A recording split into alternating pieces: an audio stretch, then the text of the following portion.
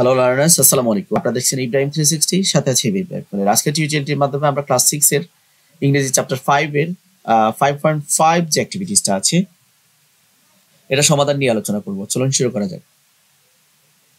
প্রথমে আমরা ইনস্ট্রাকশনটা একটু দেখে নেই। এখানে বলছে যে look at the grid below.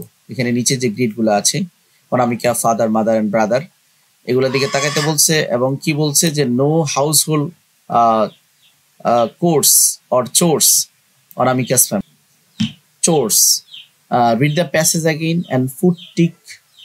অনামিকার পরিবার সম্পর্কে যে তাদের যে অ্যাক্টিভিটিস আছে সেটা সম্পর্কে পড়তে বলছে।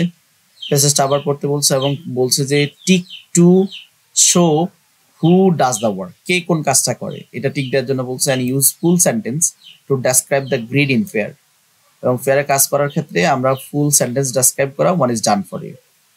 যাই হোক, এখানে বলছে যে কুকিং।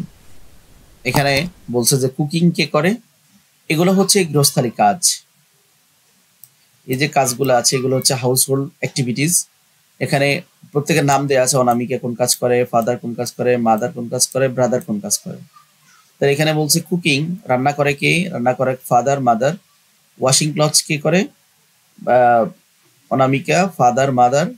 ওয়াশিং প্লেটস কে ধোয়, চারজনে ধোয়। তারপর ক্লিনিং হাউস চারজনেই, বিশেষ করে অনামিকা, ফাদার, মাদার, ব্রাদার। এবং এক্সপ্রেস দ্য ওপিনিয়ন, সবাই ওপিনিয়ন ব্যক্ত করতে পারে। তো এটা যখন আমরা করব আমরা চাইলেই এখানে বাক্য লিখতে পারি যে ওয়াশিং ক্লথস আমরা এইভাবে লিখতে পারি। এভাবে লিখে দিতে পারি যে অনামিকা, ফাদার, অনামিকা, তারপরে my parents washing clothes, washing our clothes. তারপরে আমরা ওয়াশিং প্লেটস, এটা যেহেতু চারজনকে পেয়েছি তাহলে all are helping to washing plates. Cleaning এর ক্ষেত্রেও আমরা এভাবে বাক্য বানিয়ে দিতে পারি। এক্সপ্রেসেস ওপিনিয়নের ক্ষেত্রেও আমরা we all can expresses freely our opinion. যাই হোক, পরবর্তী কন্টেন্ট 5.6 দেখার আমন্ত্রণ জানিয়ে আজকের মতো এখানে শেষ করছি। আল্লাহ হাফেজ।